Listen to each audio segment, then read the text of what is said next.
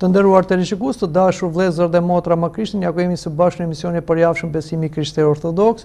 Jemi akoma në periudhën kreshmore, kreshme të gushtit ose përnder të fjetjes së zonjës Hylince, që mbyllen më 14 gusht, sepse në datën 15 gusht është e kremtja mariologjike, fjetja Hylinces ose si quhet edhe Pashka e Verës. Përsëri tema që do të mbajmë sot ka lidhje me personet të shenjtë Vigjesh Hylinces zonjës Shëmari.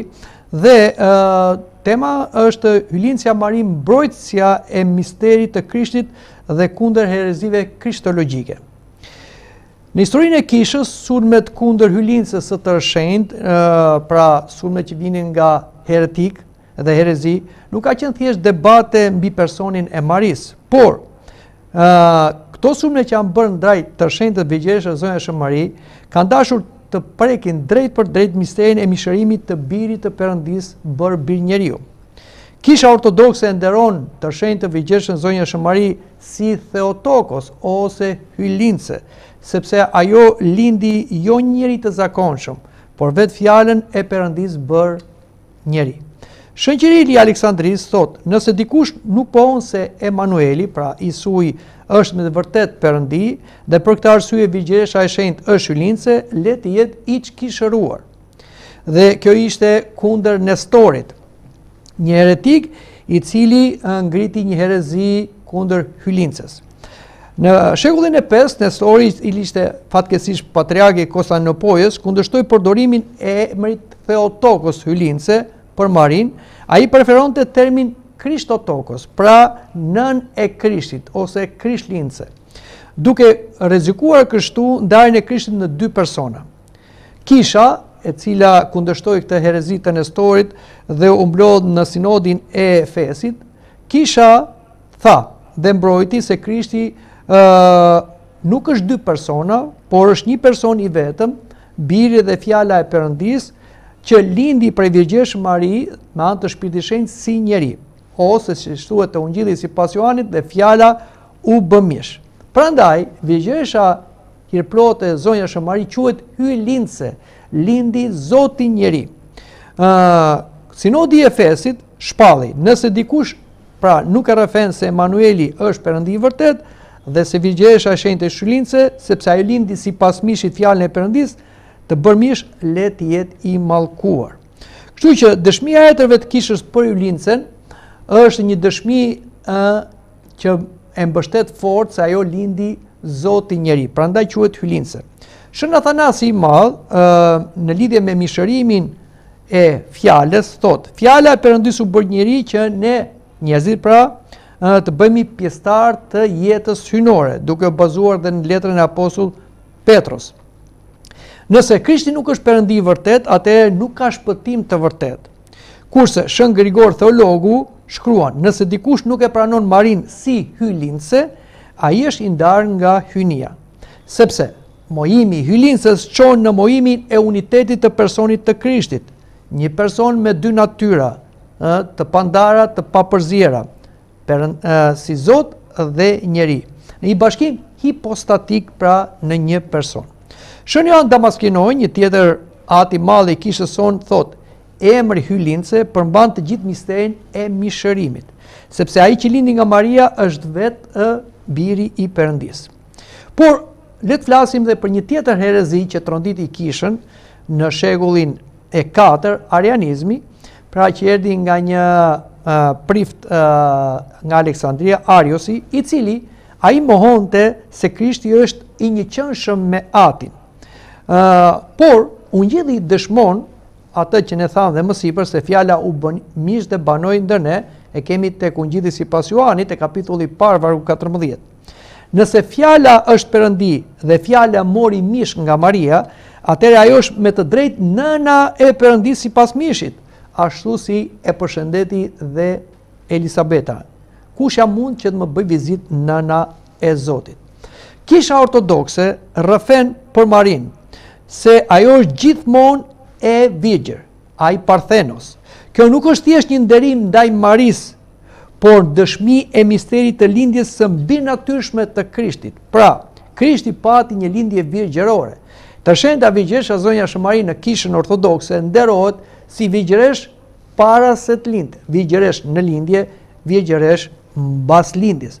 Dhe ajo edhe pse mbajti në mitrën e saj, në placentën e saj, birin dhe fjalën e Perëndis, dhe brenda saj u njerizua ai prej mishit dhe gjakut të saj, prap vigjeria e saj nuk u cënua. Ky është një mister i Perëndis. Le të japim një shembull nga natyra. Ashtu si rrezet e diellit depërtojnë nga xhami dhe nuk e thyen xhamin, po depërtohet drita dhe temperatura, kështu edhe fjala e Perëndis zbriti tek ajo, hyri tek ajo, u mishëruar dhe doli nga ajo pa e cënuar vigjerin e saj. Dhe ajo mbeti gjithmonë e virgjër, sepse ajo nuk pati si para dhe mbas lindjes saj kontakt me një burr, siç ka një vajzë që bëhet grua dhe nën. Pra ajo është gjithmonë e virgjër. Ky është një mister në personin e saj që kisha jon ortodokse e pohon dhe e nderon si gjithmonë të virgjër. Dhe të thuash që e të shenjta Virgjëresha Zonja Shëmari nuk mbeti e virgjër mbas lindjes së birit të saj, dhe aq më tepër se ajo pati marrëdhënie bashkëtortore me Josifin dhe pati bi dhe bija tjerë si quhen vëllezërit dhe motrat të Krishtit në ungjith, është herezi. Pse është herezi? Sepse Josifi ishte thjesht një kujdestar, quhet vlesor. Ai nuk pati asnjë marrëdhënie bashkëtortore me të shenjtën Virgjëresha Zonja Shëmari. Josifi ishte një plak në moshën 80 vjeçare dhe kur e mori në kujdestari Virgjëresha Shëmari ishte në moshën 14 vjeçe. Por edhe mbasi ajo mbeti shtatzan prej Shpirtit Shenjtë dhe lindi fjalën, përsëri Josifi nuk e preku atë. Pse? Josifi e dinte shumë mirë çfarë misteri ishte tek ajo. Pra, biri i saj nuk ishte thjesht një bir njeriu i zakonshëm, ishte njeri, por ishte edhe biri i Perëndis. Aq më tepër, vëllezërit e motrat e Krishtit që përmenden në ungjith nuk janë bijtë e Josifit me Virgjëreshën Mari, por janë bijtë e Josifit me gruan e parë, sepse ai ishte një burr i vet. Këtë e thot dhe sqaron tradita e kishës që ka të njëjtin autoritet si me shkrimin e shenjtë. Prandaj, e të shenjta Virgjëresha Zonja Shëmari nderohet se gjithmonë e virgjër. Atje hyri Zoti, doli Zoti dhe askush nuk mund të cënoj atë vend. Kjo interpretohet dhe nga vegimi që pra profeti Ezekiel për portën e veriut që ishte e mbyllur dhe sot e kësaj dite është kjo portë e mbyllur në rrënojat e tempullit Solomonit dhe thuhet që aty hyri Zoti dhe askush nuk ka për të hyrë tjetër. Prandaj, kisha në ortodokse, si tham, e nderon atë si gjithmonë vigjeresh, sepse ajo u bë tempulli i Perëndis, u bë qielli shpirtëror, u bë altari, u bë arka e beslidhjes, u bë froni i Zotit, kështu që është e pacënuar dhe vigjeria saj nuk u cënua. Dhe diçka tjetër, e tërshenjta Virgjëresha Zonja Shëmari mbeti pra gjithmonë e virgjër dhe asaj nuk u cënua virgjeria. Por, çfarë thot Shën Epifani i Salaminës? Maria mbeti vigjeresh deri në fund sepse ajo ishte enë e zgjedhur e Perëndis.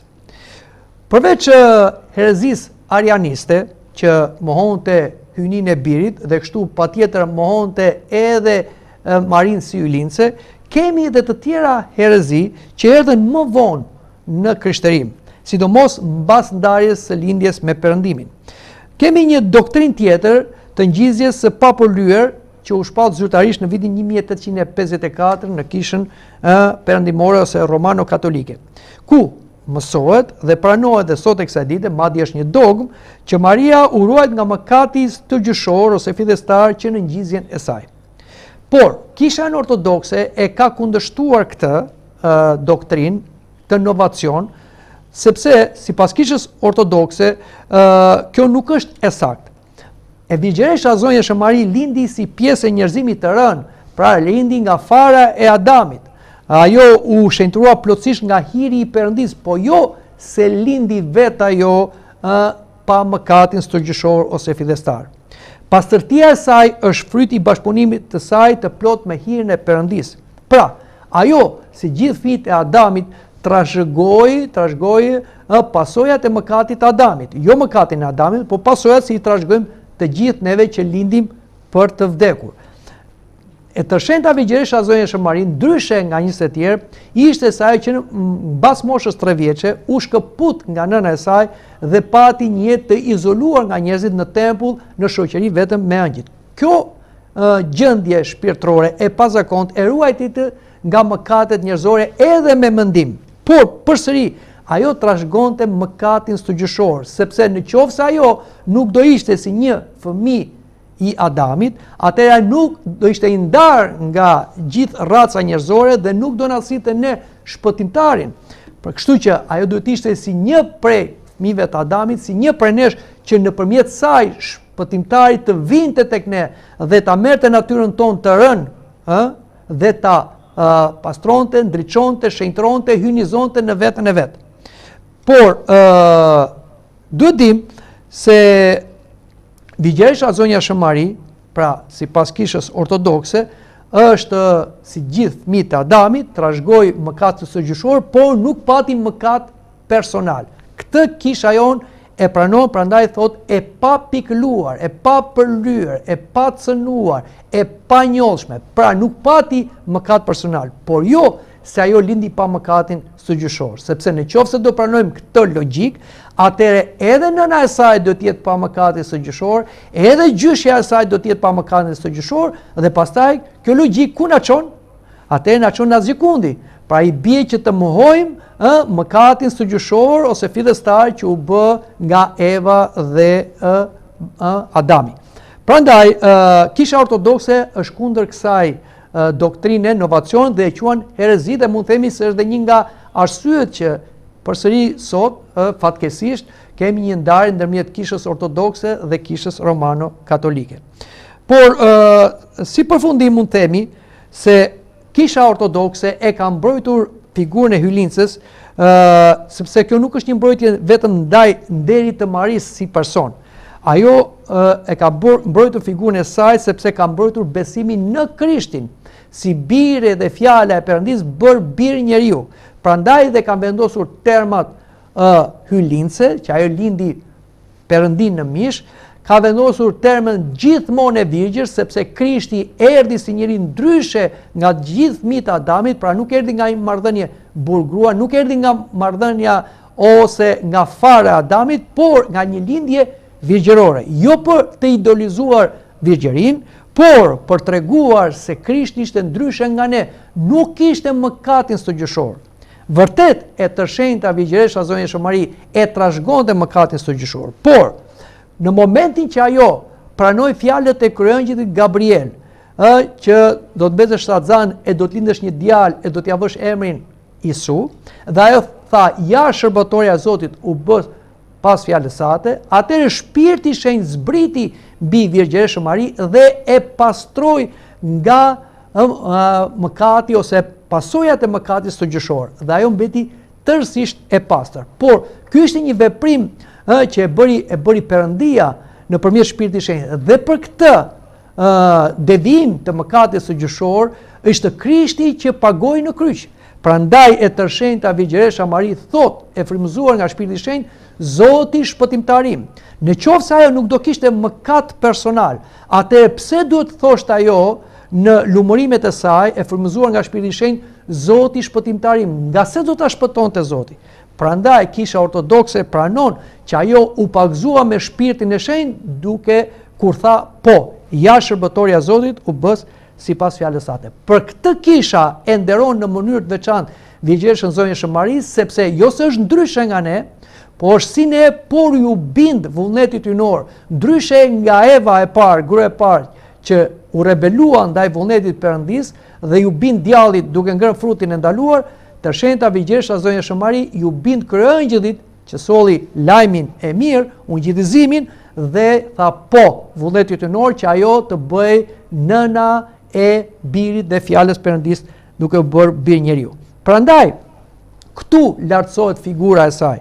Kjo është arsyeja që kisha e nderon në mënyrë të veçantë duke e himnuar të meriton me të vërtet lumërojmë ty lindse, gjithmonë të lumtur dhe të përmbikuar dhe mëmën e Perëndisë son, më nderuar se kerubimet, më të lavdëruar pa krahasim se serafimet, që pa u cënuar lindë fjalën Perëndi, me të vërtet ty lindse ty të madhorojmë. Ajo meriton nderimi mbi të gjithë krijesat të krijuar nga Perëndia, pra krijesa shpirtërore, angjëllore, siç janë edhe ato më të larta, serafimet, kerubimet, sepse ajo i dha prej mishit dhe gjakut saj, mish, biri dhe fjalë e Zotit. Dhe prej saj lindi biri Perëndis bërë bir njeriu. Pra ajo është hy lindëse, lindi Zotin.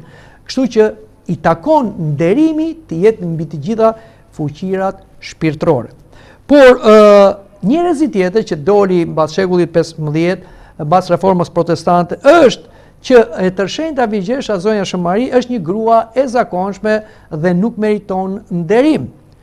Ashtu siç vepron dhe kisha jonë ortodokse që siç thash e nderon me himne, e nderon me tempuj, e nderon me shërbesa, e nderon me të gjitha traditat tona të krishtera ortodokse. Por të quash Vigjeshën Zonjën Shëmari një grua e zakonshme, kjo nuk është korekte. Nuk është korekte dhe duke bazuar në shkrimin e shenjtë flasim. Në qoftë se reforma protestante thot solo scriptura, vetëm shkrimi dhe nuk pranon traditën, atëherë ne do mbështetemi po tek shkrimi.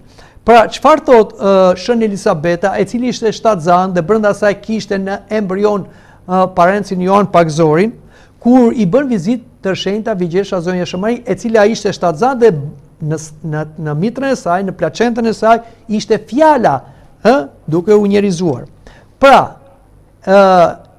Elisabeta e frymëzuar nga Shpirti i Shenjtë që ishte te embrioni i saj, te Joan Pagzori, i cili ishte profet që në barkun e nënës, mund të themi se ishte vetë Joani që foli me gojen e nënës, sepse ai si embrion nuk mund të fliste, thot këto fjalë: e bekuar je ti në grad dhe i bekuar është fryti i barkut tënd. Pra, Elisabeta e dallon, je e bekuar ndër gratë, nga të gjithë gratë ti je më e bekuara.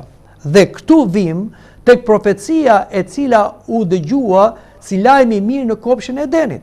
Mbani mend që kur Eva mëkatoi dhe u dënua për mëkatin e saj, e humbi barazin me burrin dhe filloi tirania e gruas dhe ajo me lindje me dhimbje do të lindte fëmijët, duke sjell dhimbje në botë dhe vdekjen, por Perëndia përsëri tha që nga fara e gruas do të lind një djalë që do t'ia shtypi kokën gjarprit, dhe këtu e ka fjalën për djallin, dhe ai do t'i kafshojë thëmrën. Kjo është profecia e parë dhe ungjillizimi i parë që bëri Zoti në kopshin e Edenit.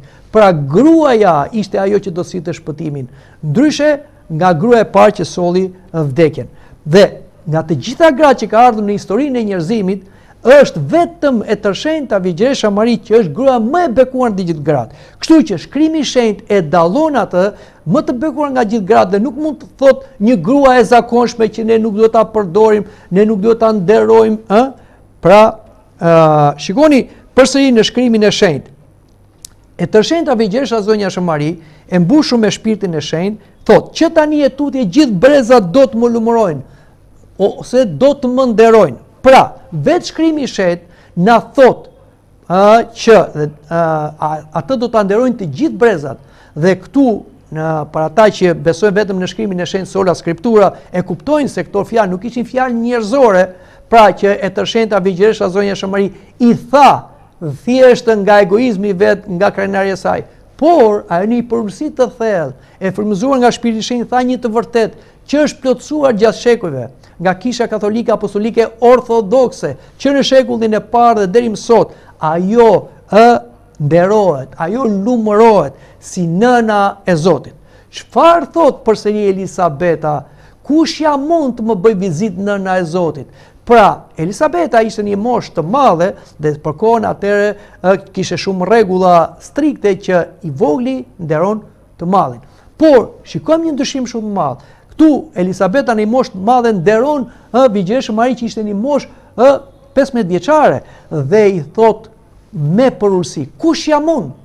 Si më ndodhi kjo që nëna e Zotit të më bëj vizitë mua?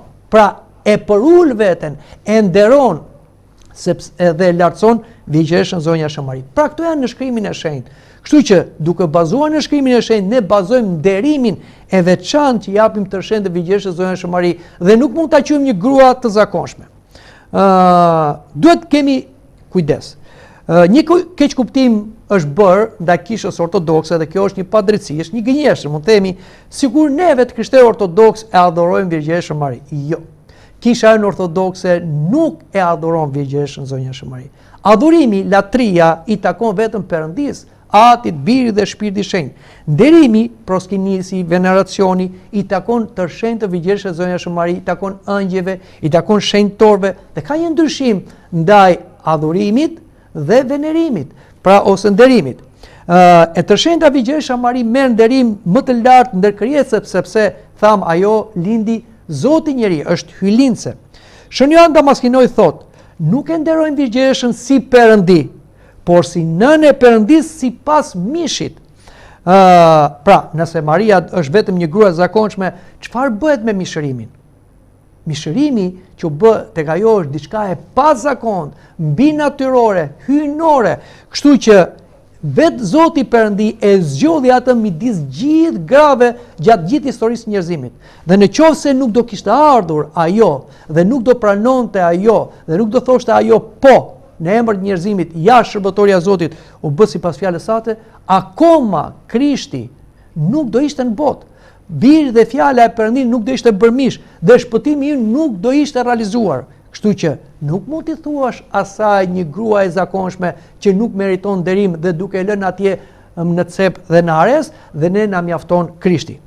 Nëse mohohet rëndësia e Maris, rrezikohet të minimizohet realiteti i mishërimit, sepse biri dhe fjala e Perëndis u bë mish prej Shpirtit Shenjtë dhe Vigjereshës Mari, dhe kjo është shumë e rëndësishme dhe është doktrinë, është dogmë në simbolin tonë besimit dhe e pranuar që në shekullin e parë. Shënqëria e Aleksandris mbrojti titullin e hylince duke thënë: nëse Krishti është Perëndi i vërtet, atëherë ajo që lindi sipas mishit quhet me të drejtë hylince. E tërshenjta Vigjeresha Zonja Shëmari nderohet jo thjesht se u zgjodh nga Zoti, por sepse ajo vetë bashkëpunoi në liri të plot në emër të gjithë njerëzimit për shpëtimin ton. Pra u bë përgjigja e Zotit nga ana njerëzore, ndryshe nga Eva e parë që tha jo, Zotit Vigjeresha Mari si Eva e dytë i thë po Zotit. Dhe e tërshenjta Vigjeresha Mari nuk është e madhe sepse lindi Krishtin, por për shkak të bindjes saj tham, siç thuhet tek Ungjilli sipas Lukait, ja shërbëtorja e Zotit le të bëhet sipas fjalës sate. Mbas kësaj fjale, vetëm mbas kësaj fjale, fjala e Perëndis që është Perëndi prej Perëndie, dritë prej drite, zbriti nga qejt, për uli qejt dhe hyri brenda saj dhe filloi mishërimi, që është dita e evangelizmojit ose e ungjillizimit që e themi ne në kishën tonë ortodokse, në 25 mart që ne e festojmë, dhe aty fillon njerëzimi, është si fillimi i shpëtimit tonë. Pra, ajo është shembulli i njeriut që i përgjigjet Perëndis me besim të plot. Mbani mend që kur Krishtin e takuan në rrugë dhe një grua i tha: "Lum barku që të kam mbajtur dhe sisët që ti ke thithur", ose gjitë që ti ke thithur. Si ta kuptojmë këtë? Krishti thot një fjalë: "Më të lumur janë ata", thot, "që dëgjojnë fjalën e Perëndis dhe zbatojnë". Disa heretik thonë: "Ja, Krishti këtu nuk e nderoi Vigjereshën Zonja Shëmari. Nuk tha po, e lumur është nëna ime, por thotë më të lumur janë ata që dëgjojnë fjalën e Perëndis dhe bëjnë". Krishti nuk e mohoi nderimin e tërshenjtë të Vigjereshës Zonja Shëmari, të nënës së saj. Ishte absurditet, por Krishti e lartësoi akoma më shumë. Në mënyrë të tërthort ai tha: "Kush si ajo i është bindur vullnetit ynor? Kush si ajo është për ulur dhe ka thënë po vullnetit ynor? Prandaj imitoni atë, sepse ajo është shembulli i bindjes, i përulësisë dhe i bashkëpunimit me Zotin". Prandaj ky është nderimi që i jep kisha tërshenjtë të Vigjereshës Zonja Shëmari, që ja tha vetë Krishti: "Më të lumur, më nderuar janë ata pra që i binden fjalës Perëndis". Sepse mbretëria e Perëndis nuk është lidhje gjaku siç mendoni ju dejt, po është lidhje besimi. Por e të shenjta Virgjëresha Zonja Mari nuk ka vetëm marrëdhënie gjaku me Krishtin si njeri, por ajo ka marrëdhënie bindje me Perëndin dhe me birin e saj. Pra ju bind Perëndis, Atit, ju bind Birit, ju bind Shpirtit Shenjtë, ju bind Trinisë së Shenjtë, bashkëpunoj me Trininë e Shenjtë për shpëtimin ton. Kështu që ajo nuk është një grua e zakonshme, po shembulli i besimit, është shembulli i përurësisë, është shembulli i bindjes, është etaloni, masa e përsosur e të qenë një besimtar. Prandaj ajo meriton derimin e parë. Shikoni çfarë thotë Shën Irineu i Lionit, e krahason Evën me Marin. Ashtu si Eva duke qenë ende virgjëresh u bë shkak e mosbindjes, po ashtu Maria duke qenë virgjëresh u bë shkak i bindjes. Kjo tregon se kisha e hershme nuk e shinte Marin si një person të zakonshëm, por si pjesë të planit të shpëtimit. Prandaj, pa Marin nuk ka Krisht. Kështu që gjithmonë në kishën tonë ortodokse, e tërshenjta Virgjëresha Zonja Mari paraqitet në ikonë, duke mbajtur Krishtin dhe me dorën e saj ajo drejton nga Krishti. Pra, ajo na çon te Krishti dhe Krishti erdhi nëpërmjet asaj. Këtë ne nuk mund ta mohojmë dhe nuk mund të themi një grua e zakonshme. Kjo është herezi dhe është të mos njohësh dhe të mos i nështrohesh shkrimit të shenjtë, sepse ne këtu përmendëm pjesë nga shkrimi i shenjtë. Si përfundim, kisha në ortodokse nuk e shikon Marin si një lloj perëndeshe dhe të barabartë me Krishtin si uni. Jo. Ajo nuk, por në të kundërt ajo nuk është thjesht një grua e zakonshme. Kisha ortodokse thot, ajo është nën sipas mishit të Zotit tonë Jezu Krisht, dhe quhet hylinse. Është modeli i bindjes dhe i pastërtisë njerëzore. Ajo që bashkëpunoi me hirin e Perëndis në misterin e shpëtimit ton. Siç thotë tradita liturgjike ortodokse, ti je më nderuar se keruvimet dhe më lavdëruar pa krahasim se serafimet, që pa u sënua lindë fjalën Perëndi. Me të vërtetë hylinse ty të madhërojmë. Kjo është baza e teologjisë dhe përgjigjes ortodokse ndaj idesë të një devijimi tjetër, majtas, që ai quhet një grua e zakonshme. Kisha ortodokse dallon nga gjitha kishat heterodokse që devijojnë djathtas dhe majtas edhe në lidhje me nderimin dhe doktrinën mariologjike, sepse ajo nuk pranon diçka që tërshenjta Virgjëresha Zonja Mari nuk kishte dhe nuk e kishte, siç është dhe zëm pa faj dhe mëkat të rrjedhshëm, një shtrëmbërim, një inovacion që për ne ortodokse është një herezi që filloi në kishën e Perëndimit, kisha romano-katolike, por edhe diçka tjetër, një devijim tjetër majtas që do të thotë që ajo nuk meriton nderim ose duhet në vlerësuar se është një grua e zakonshme që doli në shekullin e 15-16 në reformën protestante. Po le të flasim edhe për diçka tjetër.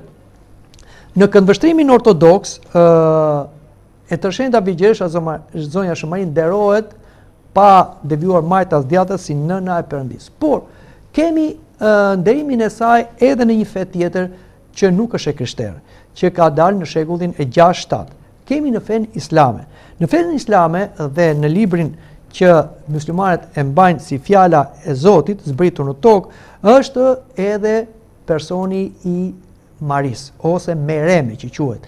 Dhe mund themi se është shumë e respektuar dhe nderuar personi i saj në Kur'an dhe po ashtu edhe në fen islame. Por ka disa pika që ndryshojnë. Ortodoksët e nderojnë shumë Virgjëreshën Mari dhe e quajnë hylince, nënën e Perëndis, sepse besojnë dhe e kanë të dëshmuar nga shkrimi i shenjtë dhe nga tradita se ajo lindi fjalën në mish.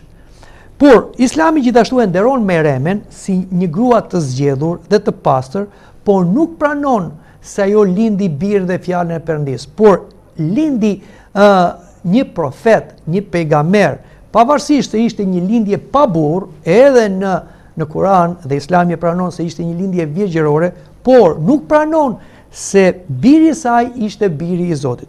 Këtu pra ndryshojmë. Dhe mund të themi, sipas heterëve të kishës, se ajo çfarë thuhet në Kur'an dhe pranohet në doktrinën islame në lidhje me Meremen dhe me birin e saj, për ne të krishterë ortodoks është e cunguar dhe është një lloj herezie që i përshtatet dhe erezisë nestoriane, pra që Vjegjesha Mari quhet Krishtlindse, jo hyllindse, pra lindi Krishti, lindi thjesht njeri dhe nuk lindi Perëndi.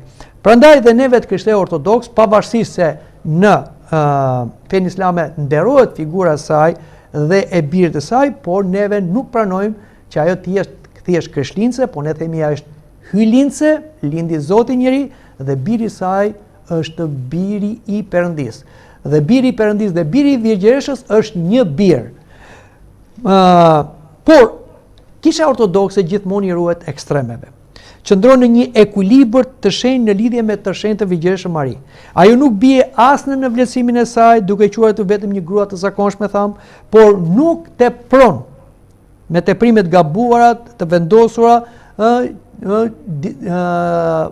edhe si doktrina dhe si dogma, por që nuk janë të bazuar në shkrimin e shenjtë. Besimi ortodoks ruan dy të vërteta njëkohësisht. Maria është krijesë, njeri i shenjtëruar nga hiri i Perëndis, prandaj quhet hir plote. Maria është më e larta se ndër krijesat, sepse prej saj mori mish vetë biri i Perëndis dhe u bë bir njeriu. Ajo nuk është një perëndesh, por është hyllindse, Theotokos. Por edhe diçka tjetër. Maria nuk është thjesht një grua, është që u bë nën, por ajo është, si them, më e bekuar në të gjitha gratë. Prandaj shkrimi i shenjtë thot, të përshëndet si plote, Zoti është me ty. Dhe kjo përshëndetje erdhi nga kryengjëlli Gabriel, nga një nga 7 kryengjëjt të fuqishëm përpara fronit hyjnor. Ëngjëlli nuk e përshëndeti si një person të zakonshëm, por si ajo që mori një hir të veçantë, të dalluar, hir plote. Prandaj edhe në poezinë e kishës, në gjitha himnet kishtare, ajo shikohet si zambaku me sferrave, pra që dalloi nga të gjithë njerëzimi, por kur u bë dhe nëna e Zotit, i tejkaloi dhe fuqirat shpirtërore, pra ajo u hyjnizua prej hirit. Prandaj kisha ortodokse nuk i jep Maris as adhurim hyjnor, por kisha ortodokse nuk e nënvlerëson atë si një grua të zakonshme. Dhe etrit bëjnë dallim. Perëndisi i jepet adhurim, shenjtorëve i jepet nderim. Hyllindses i jepet nderimi më i lartë dhe njerëzit sepse ajo lindi Krishtin. Dhe u quajt hyllindse. Dhe diçka tjetër, etrit e hershëm pa një lidhje të thellë midis Evës dhe Maris, që ne e përsërisim. Shën Irineu i Lionit shkruan: "Nyja e mosbindjes e Evës u zgjidh nga bindja e Maris. Eva solli rënien përmes mosbindjes, Maria bashkëpunimin me Perëndin përmes bindjes. Ja shërbëtorja e Zotit u bë sipas fjalës së atë, na thotë Ungjilli sipas Lukait." Kush është rreziku i dy skajeve? Skaji i parë, ulja e Maris, është gabim. Maria ishte vetëm një grua si gjithë të tjerët. Jo, kjo nuk duhet pranuar. Madje është mëkat, madje është blasfemi, sepse është shtrëmbërim i shkrimit të shenjtë dhe është herezi. Por, dhe vendosja e Maris në vendin e Krishtit, ose të thuash që ajo lindi ndryshe nga gjithë njerëzit e tjerë, pa mëkate sugjushore dhe nuk ishte nevojë për shpëtim nga Krishti dhe vdiq dhe vullnetarisht, përsëri kjo është një devijim djathtas, përsëri është diçka e gabuar, një mësim i gabuar që për ne të krishterë ortodoks është herezi. Kështu që duhet qëndrojmë në mes. Kisha ortodokse gjithmonë në doktrinën mariologjike ka qëndruar në mes, në mesin e artë, as devijuar djathtas, as devijuar majtas. Kisha ortodokse mban qëndrimin mbretëror, pra as devijuar majtas, as devijuar djathtas. Kjo do thotë ortodoksi. Prandaj, edhe në lidhje me mariologjin, nuk duhet ta uli Marin në një person të zakonshëm, por ajo është më e bekuar në gjithë gratë, është hir plote, është nëna e Zotit, as ta ngrem atë dhe t'japim diçka që ajo nuk e kishte, pra zëm pa faj dhe mëkat të rrjedhshëm, ose ta bëjmë një perëndesh, përkundrazi, ajo është e hyjnizuar sipas hirit, jo sipas natyrës, ishte një biadabe, njësoj me të gjithë njerëzit që pati shpëtim edhe ajo nga Krishti, prandaj thot Zoti shpëtimtarim. Por me bindjen e saj, me përullësinë e saj, me bashkëpunimin e saj për shpëtimin tonë dhe me njerëzimin e fjalës së Perëndis në mishin e saj, ajo me të drejtë u ngrit mbi të gjithë, jo vetëm njerëzimin, por dhe fuqirat shpirtërore dhe u perëndizua sipas Irit, u quajt hylinse dhe e mbyllim me atë him që gjithmonë ne të Krishterë Ortodoks e këndojmë. Të meriton, me të vërtet, të lumërojmë ty hylincen, gjithmonë të lumturën dhe mëmën e Perëndison, më të nderuar se kerubimet dhe më të lavdëruar pa krahasim se serafimet, që pa u cënuar lindë fjalën Perëndi, me të vërtet hylince ty të madhërojmë. Me këtë him mendoj ta mbyllim edhe bisedën për sot, nuk na mbetet gjë tjetër veçse të urojmë njëri tjetrin kreshëm të lehta, të vazhdojmë udhëtimin e bekuar të këtyre kreshme që na bashkojnë me të kremten e madhe të fjetjes së hylincës më 15 gusht. Vazhdojmë të udhëtim të bekuar dhe urojmë që të na gjejë kjo e kremte mariologjike, pashka e verës me besim, me shpresë, me dashuri, por dhe me përgatitje, siç është dhe kreshma, një mjet që na bashkon me Zotin dhe na largon nga mëkati, por jo vetëm me Zotin, por dhe me hylincën, angjët dhe shenjtorët. Amin.